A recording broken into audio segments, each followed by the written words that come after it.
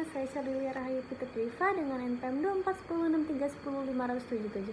Di sini saya akan mempresentasikan hasil analisis mengenai pola sebar demam berdarah dengue menggunakan prinsipal komponen analisis dan Cummings clustering. Mari kita simak bersama-sama. Hai semuanya, di video kali ini aku mau ngejelasin sedikit nih tentang penelitian aku yang ngebahas pola sebaran demam berdarah dengue atau DBD. Kita semua tahu nggak sih kalau DBD ini masih menjadi penyakit yang cukup sering muncul di Indonesia, dan tiap wilayahnya itu punya karakteristik yang berbeda-beda. Ada yang kasusnya tinggi, ada yang rendah, bahkan ada yang punya tingkat kematian lebih besar dari yang lainnya. Nah, karena itulah aku pengen tahu sebenarnya pola penyebarannya itu seperti apa sih? Untuk menjawab pertanyaan itu, aku pakai dua metode analisis, yaitu Principal Component Analysis atau PCA dan Cummings Clustering. PCA ini itu intinya ngebahas atau ngeringkas variabel jadi beberapa indikator, epidemiologi seperti jumlah kasus, jumlah kematian, dan CVR.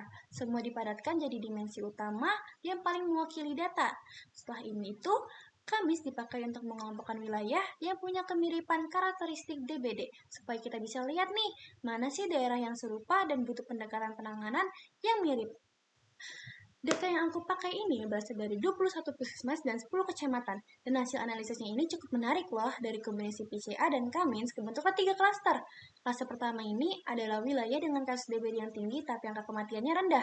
Ini biasanya wilayah dengan remisi yang cukup aktif, tapi respon penanganannya sudah lumayan baik. Klaster yang kedua adalah wilayah dengan kasus rendah dan tanpa kematian. Bisa dibilang ini termasuk wilayah yang relatif aman. Nah, yang klaster ketiga inilah yang agak perlu diperhatikan, karena walaupun jumlah kasusnya nggak terlalu tinggi, tapi CVR-nya cukup besar. Ini bisa berarti kualitas penanganan kasusnya perlu ditingkatkan. Dari analisis ini, kita bisa lihat bahwa setiap wilayah itu nggak bisa diperlakukan sama. Ada wilayah yang fokus pada pencegahan dan pengendalian nyamuk, ada perlu juga yang berfokus pada memperkuat sistem rujukan kapasitas layanan, dan ada yang perlu peningkatan kesadaran masyarakat. Intinya, kebijakan penanganan DBD harus lebih spesifik dan sesuai dengan kebutuhan masing-masing klaster. Jadi lewat model clustering ini, kita bisa bantu pemerintah dalam menyusun strategi dan alokasi sumber daya yang lebih tepat sasaran, supaya penanggulangan DBD bisa berjalan lebih efektif dan efisien. Sekian penjelasan singkat tapi padat dari aku, semoga videonya bermanfaat dan bisa memberikan gambaran tentang bagaimana analisis data yang bisa dipakai untuk mendukung kebijakan kesehatan. Terima kasih sudah menonton, bye-bye!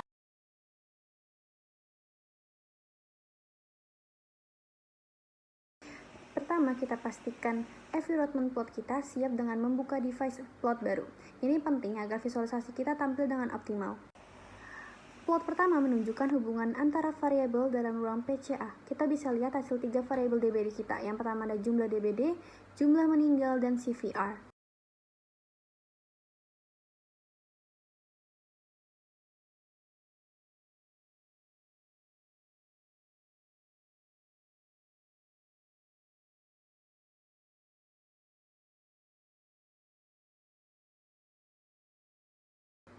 Habis itu, kita ada dalam visualisasi GP pilot ini, panah merah menunjukkan arah kekuatan pengaruh setiap variabel.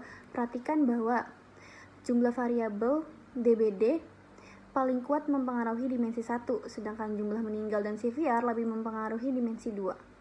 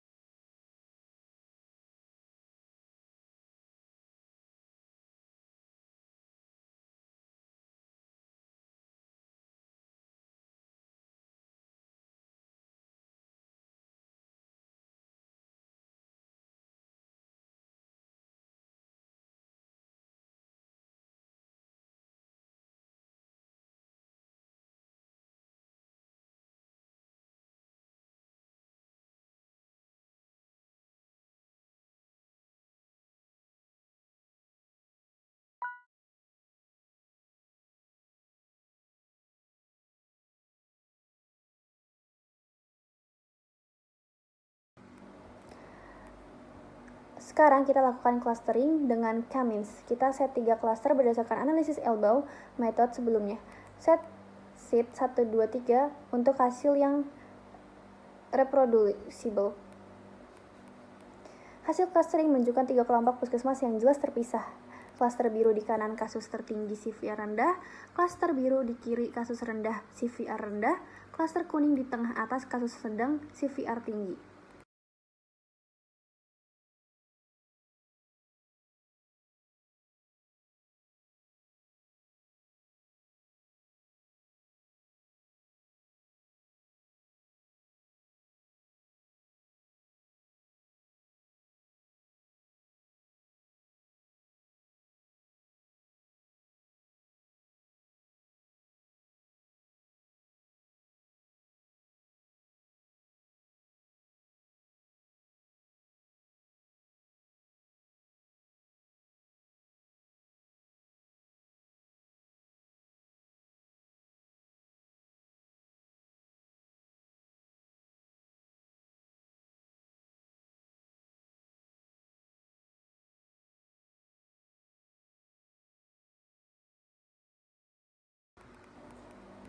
Mari kita lihat detail setiap puskesmas. Perhatikan pola yang muncul. Klaster 1 didominasi puskesmas dengan kasus tinggi seperti Kandangan.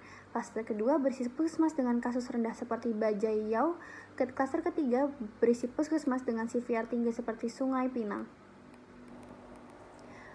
Plot kelas 2 menunjukkan kualitas representasi variabel. Semua variabel memiliki cos 2 tinggi di atas 0,9, artinya PCA kita sangat baik dalam mempresentasikan variabel asli.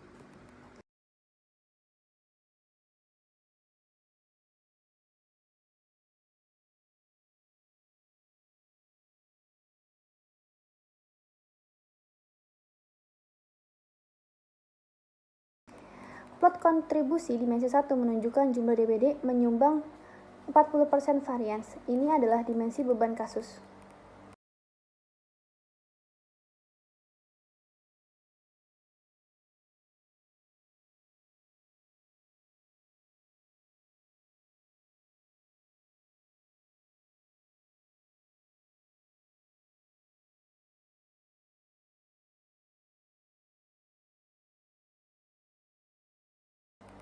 Plot kontribusi dimensi 2 menunjukkan jumlah meninggal menyumbang 75% varians. Ini adalah dimensi keparahan.